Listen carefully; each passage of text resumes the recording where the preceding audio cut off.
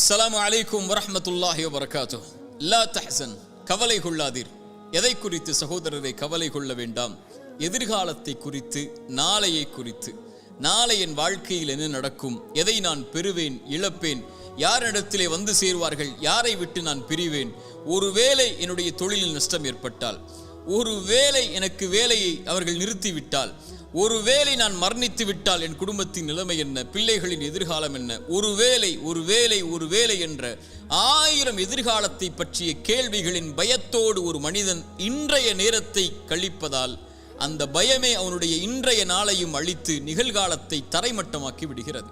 அந்த கவலையிலேயே மூழ்கி எதிர்காலத்தை நோக்கி நகராமல் இருளில் ஒரு மனிதன் தன்னை ஆக்கிக் கொள்கிறான். என் தோழனே, என் சகோதரனே, நாளை என் வாழ்வில் என்ன நடக்கும்? நான் எதை நோக்கி செல்கிறேன்?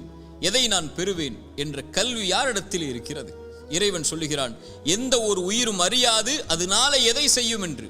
இறைவன் மேலும் சொல்லுகிறான், ஒரு செயலை நாளை நான் செய்வேன் என்று சொல்லாதீர்கள். எதுவரை?